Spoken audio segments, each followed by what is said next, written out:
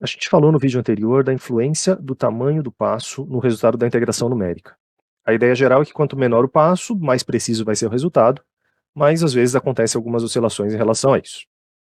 Agora a gente vai ver um pouquinho da influência dos diferentes métodos no resultado. A gente vai implementar o método dos trapézios, o método de Simpson de 1/3 e o método de Simpson de 3/8 e comparar um pouquinho os resultados que eles produzem.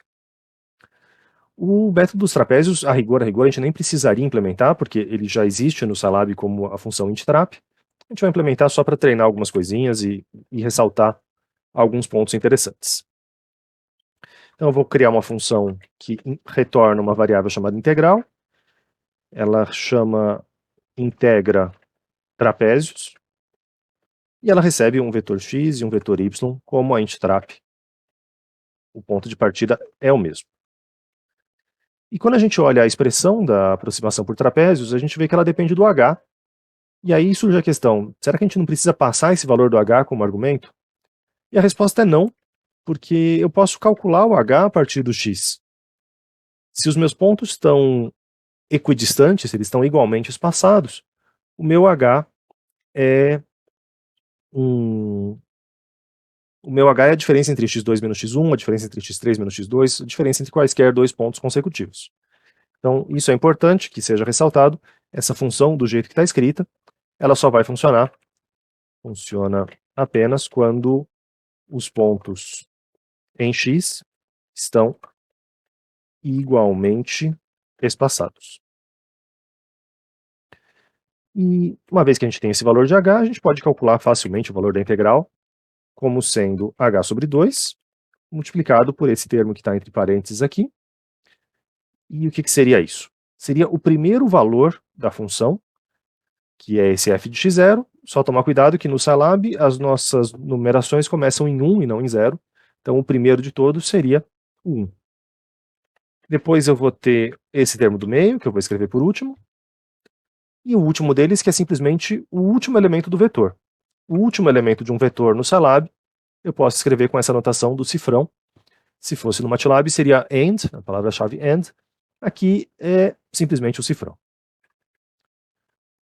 O que vem aqui? Aqui vem duas vezes a soma de um pedaço do vetor y.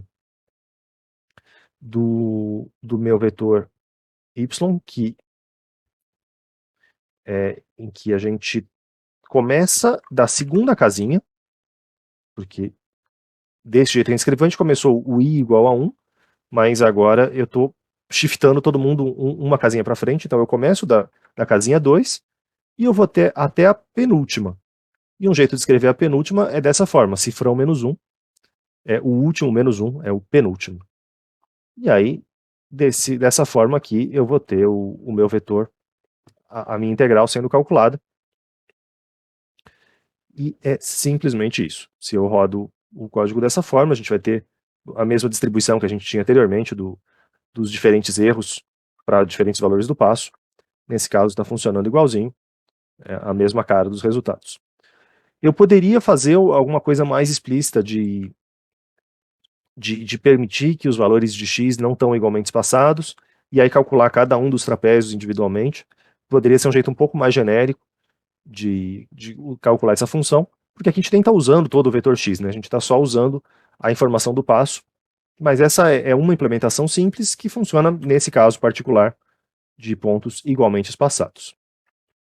A gente poderia colocar alguma validação aqui também, do tipo, se o comprimento do x for diferente do comprimento do y, a gente podia abortar o nosso programa para evitar que a pessoa passasse vetores diferentes. Isso é extremamente útil nesse caso que a pessoa está considerando o x não igualmente espaçado.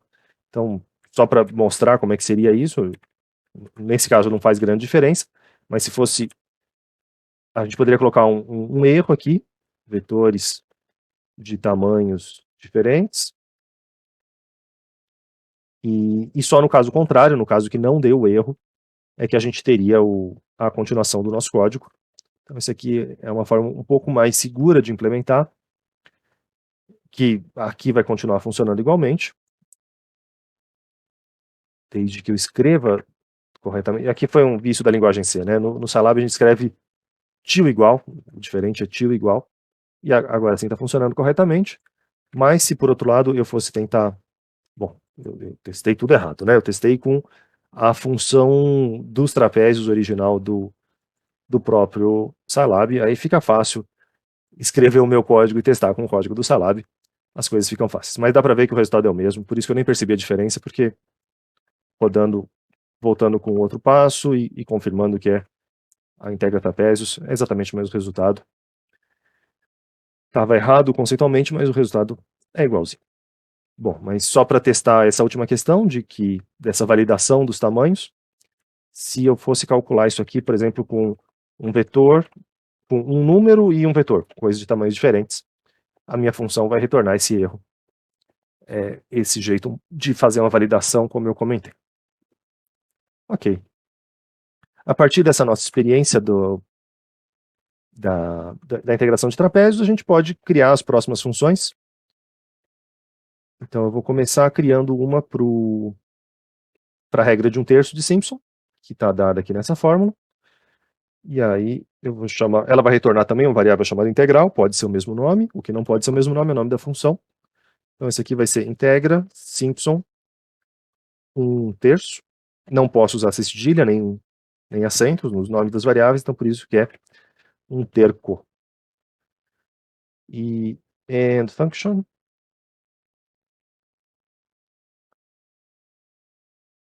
Como é que é o miolo da minha função? Eu preciso ter um h da mesma forma. O meu h vai ser a diferença entre x2 menos x1. Mas existe uma particularidade aqui.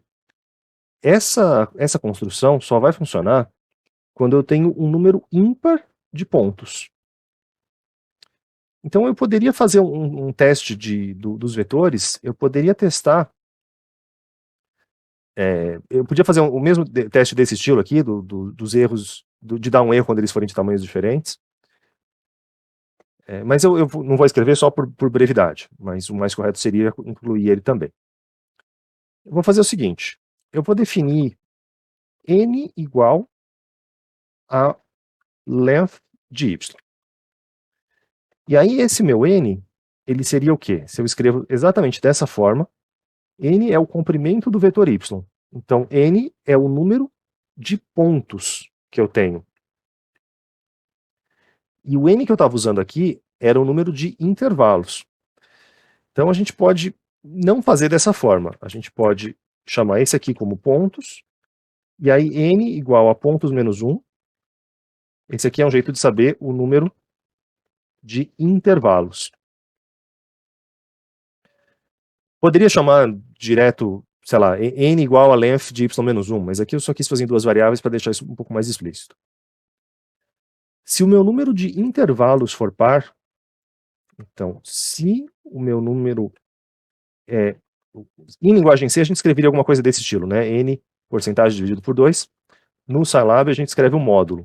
Módulo de N2. Então, se o número de intervalos for ímpar, a gente vai ter um problema. Então, se isso aqui for igual a 1,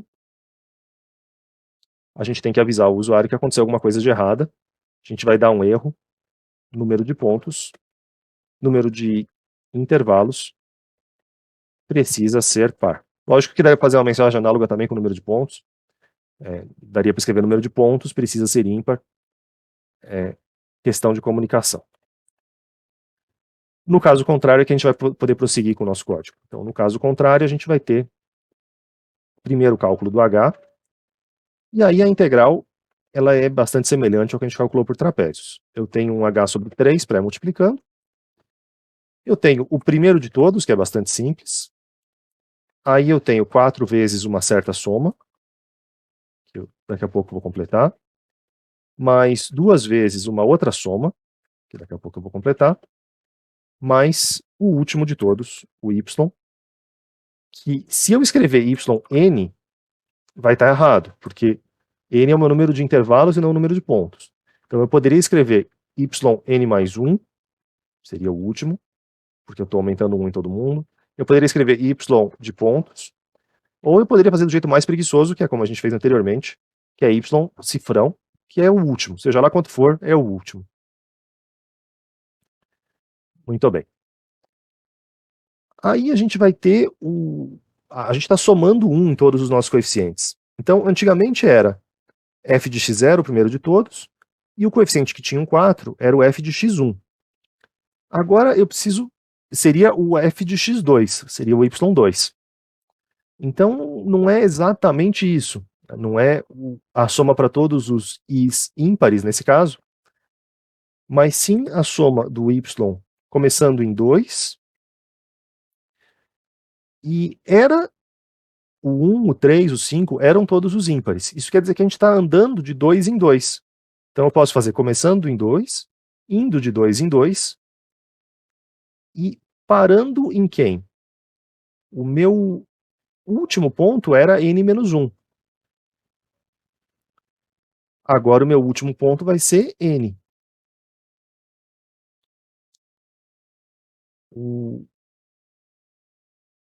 O meu n, eu relembro a vocês, agora é o número de intervalos. Então o meu n é um número de intervalos par. Então isso aqui seria 2, 4, 6, por exemplo, e iria até um certo número par. É confuso porque como a gente está somando 1, o que era par vira ímpar, o que era ímpar vira par. Mas é só tomar bastante cuidado. O segundo somatório, que era o somatório dos números pares, agora vai ser um somatório de números ímpares. E vai ser o y 3, incrementando de 2 em 2, e ainda indo até quem? Indo até n-1, porque agora eu somei 1. Então, esses são os termos, e aí a gente fecha. Parei que esse parênteses está fechado errado, aqui preciso fechar o parênteses da soma, da segunda soma, e aí sim fechar o parênteses. Ops, esse aqui eu também tinha perdido. Esse aqui está fechando aqui, agora esse aqui é esse grande parênteses externo. Uma parte que pode dar confusão é em relação a se essas somas estão pegando os termos que deveriam, ou se a gente está somando duas vezes alguma coisa. A gente pode conferir de uma certa forma. Vamos considerar que a gente tem o número de pontos igual a 3. Então a gente tem x0, x1 e x2 na nossa anotação antiga. Se a gente tem 3 pontos, isso quer dizer que o nosso n vai ser igual a 2. A gente tem 2 intervalinhos. E aí, quando a gente escreve um vetor desse estilo aqui, um vetor que começa em 3, incrementa de 2 em 2 e vai até n-1. Esse vetor, nesse caso, n igual a 2, é um vetor vazio, porque não dá para você começar em 3, ir incrementando e chegar em 1. Não faz sentido isso. Então, nessa hora que esse vetor é vazio, se eu tivesse exatamente 3 pontos, esse somatório ia desaparecer. Isso quer dizer que eu escrevi dessa forma a regra de Simpson pensando já na forma iterada, mas ela vai funcionar também em particular para o caso em que eu só tenho 3 pontos. E aí, esse carinha do meio, esse que é 2, 2n, ele vai ser apenas o número 2, ele vai ser exatamente o nosso ponto do meio. Aqui eu estou mostrando os índices só, né? Eu não estou mostrando o y que corresponde a esses índices, porque eu estou mais preocupado em saber quantos existem, saber o tamanho das coisas. É só para confirmar que isso aqui estaria do tamanho correto. Então, isso aqui vai funcionar mesmo para a situação em que eu só tenho 3 pontos e não há grandes problemas. A gente testar a nossa função, a gente precisa tomar um pouquinho de cuidado com os valores de h e de n, então vamos começar do caso mais simples, que a gente tem só 3 pontos, e aí eu teria h aqui e eu teria o meu h de novo aqui. Qual é a relação que está acontecendo? x2 menos x0, então o tamanho total do meu intervalo, é igual a n vezes h, ao número de intervalos vezes o tamanho dos intervalos. Então, se eu fixar, eu posso começar no meu código, eu posso dizer n igual a 100, eu quero 100 pontos. Se eu quero 100 pontos, quanto que é o h correspondente? Eu só vou precisar trocar essa ordem aqui, primeiro definir x0 e x final, definir o tamanho total do intervalo, aí eu escolho o n, e aí, consequentemente, o h vai ser igual ao x final, menos o x inicial, dividido por n. É essa a lógica que eu quero. H é x final menos x0, tudo isso aqui dividido por N. E aí, com esse valor de H, eu posso criar o vetor x, que eu estava chamando anteriormente. X vai ser x0, 2 pontos H, 2 pontos x final. Agora não faz mais sentido a gente ter esse loop de diferentes passos, porque não estou mais querendo comparar isso, estou querendo comparar diferentes métodos. E aí esse é o meu vetor x, o meu vetor y é calcular, chamar a função em cada um dos pontos. E aí eu vou ter diferentes integrais. Eu vou ter uma integral por trapézios, que é integra trapézios, e eu vou ter uma I Simpsons, que é o nome da função que eu dei aqui, integra Simpson 1/3. Eu vou tirar os pontos e vírgulas para a gente poder ver o resultado. E também não faz sentido agora a gente plotar, porque a gente só vai ter 2 números para comparar. Se eu rodo o código desta maneira, a gente vai ter a integral de Simpson, a integral de trapézio dando 1.005, e a integral de Simpson, nesse caso, vai dar o valor exato. Isso não é uma surpresa porque a gente está integrando uma parábola. E como a integral de Simpson aproxima a função por uma parábola, a minha aproximação vai ser exatamente igual à função original. Então, em geral, o Simpson vai ser melhor, mas nesse caso é o melhor possível, ela dá o valor exato. Se a gente fosse implementar a outra regra, a regra de Simpson de 3/8, a gente tem que tomar um pouquinho de cuidado porque o padrão das repetições é um pouco mais estranho. A gente tem algo desse estilo. Se a gente tivesse... Lembrando que a gente precisa de 4 pontos que correspondem a 3 intervalos para a gente começar a escrever a regra dos 3/8. 3 intervalos. Então, a versão mais básica dela seria o f de x0 mais 3f de x1 mais 3f de x2 mais f de x3. Essa é a versão que a gente tinha deduzido com a notação matemática mais coerente. No entanto, no Salab, a gente vai ter que tomar cuidado para os índices começarem em 0. Então eu vou ter que jogar todos esses índices aqui uma casinha para frente. E eu já vou fazer isso agora para a gente enxergar melhor qual é o padrão, que vai ser diferente da fórmula que está escrita aqui no slide, para a gente evitar a confusão. Então o padrão é f de x1 mais 3f de x2 mais 3f de x3 mais f de x4. Se eu tivesse mais 4 pontos, os mais 4 pontos, ou seja, eu teria 6 intervalos no total, e aí eu tenho esse x4 como um ponto de emenda. Então, ia aparecer um mais f de x4, que ia dar 2 vezes esse termo, mais 3f de x2, f de x5, 3f de x6, mais f de x7. E aí, a mesma coisa, o x7 ia ser a emenda e assim por diante. Então, o ponto 1, ele é o primeiro, e não tem grandes dramas com ele. Quais são os pontos que vão estar aqui, que vão ser essa sequência? Vai ser o ponto 2, o ponto 5, o próximo seria quem? x8, x9. Perdi alguma coisa. 1, 2, 3, 4, porque aqui não é o 9, claramente não é o 9, porque aqui é o x8 para ser a emenda desse, aqui é x8, aqui é x9 e aqui é x10. Então qual é o padrão? Eles estão aumentando de 3 em 3, 2, 5, 8, essa aqui é a segunda soma. A terceira soma, 3, 6, 9, então é a soma que começa em 3 e vai aumentando de 3 em 3. A soma da emenda é 4, 7, 10, só que sem contar o último, sem o último. E aí o último mesmo, então se eu parasse aqui no 10, esse 10 não poderia aparecer, e aí o 10 sozinho, o x10 sozinho, ia ser o último.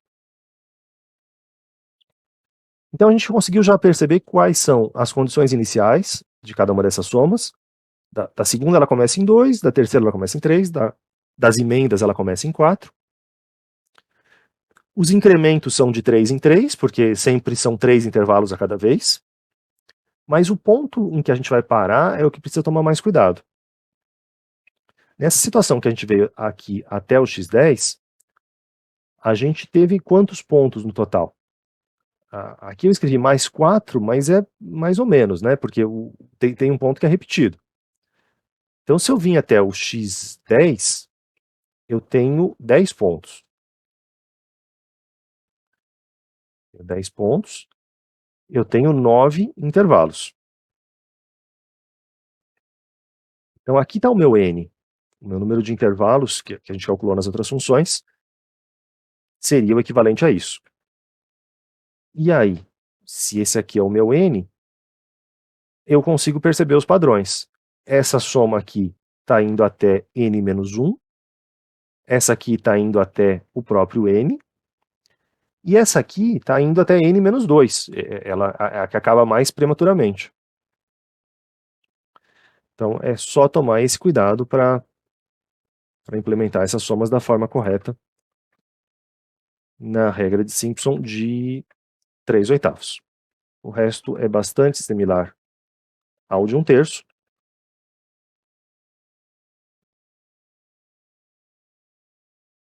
Regra Simpson 3/8.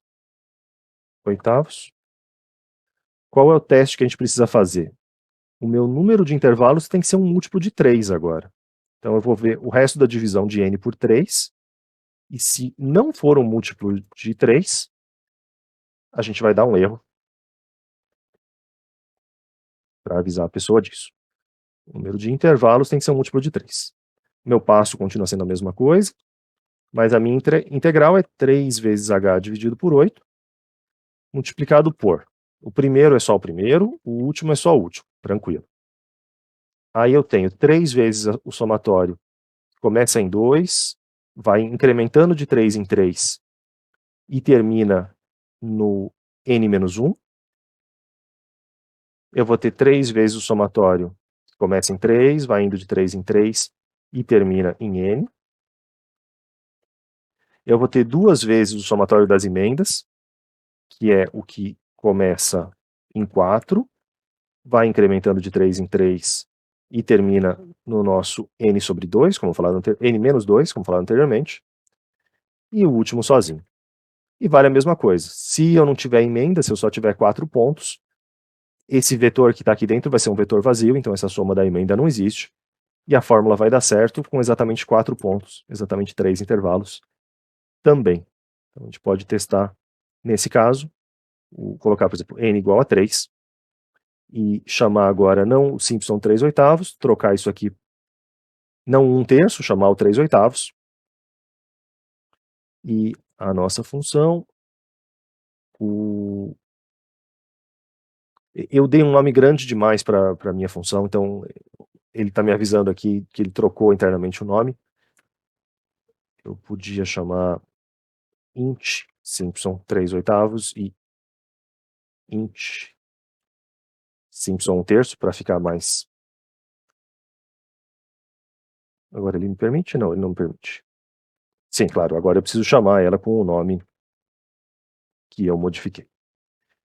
E aí, claramente, se a regra de 1/3 já dá o valor exato, a regra de 3/8 também vai dar o valor exato, porque eu tenho até um ponto a mais para interpolar, até um grau a mais. Esse aqui permitiria que eu tivesse o valor exato, inclusive para funções cúbicas.